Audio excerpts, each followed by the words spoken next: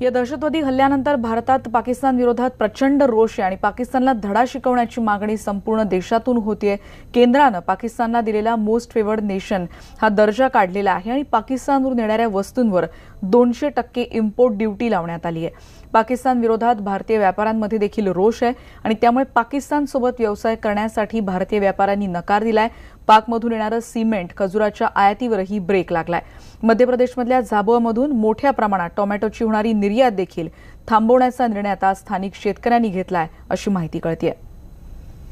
आणि या हल्ल्यानंतर भारत पाकमधला तणाव सातत्याने वाढलेलाच आपण बघतोय आणि प्रत्युत्तर मिळेल भारताकडून अशी शक्यता लक्षात घेत पाकने युद्धाची तयारी सुरू केल्याचं कळतंय।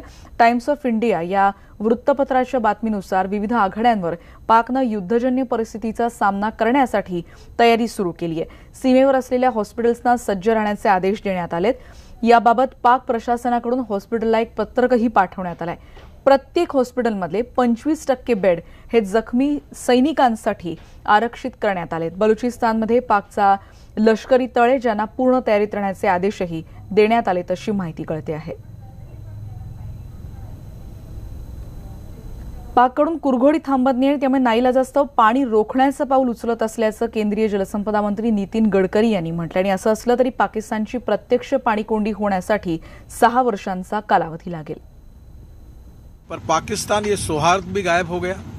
ये हमारे बीच में जिस प्रकार की रिलेशनशिप आज हो रही है, विशेष रूप से आतंकवाद और आतंकवादियों को सपोर्ट करके इस पूरे स्पिरिट को पाकिस्तान ने समाप्त कर दिया है और इसलिए स्वाभाविक रूप से जनता में असंतोष है, क्षोभ है। लोगों ने भी मेरे पास भी मांग की है कि अब इनका एक बूंद भी पानी पाकिस्तान को नहीं देना चाहिए। ये निर्णय करना केवल मेरे डिपार्टमेंट का अधिकार नहीं है, पर इसके बारे में निर्णय भारत सरकार और प्रधानमंत्री और उच्च स्तर पर इसका निर्णय होगा। पर मैंने अपने डिपार्टमेंट को ये कहा है कि पाकिस्तान में उनके अधिकार का भी जो पानी जा रहा था वो कहाँ रोक सकते हैं, उसके DPR बनाकर उसका टेक्निकल डिजाइन तैयार करके तैयारी करो।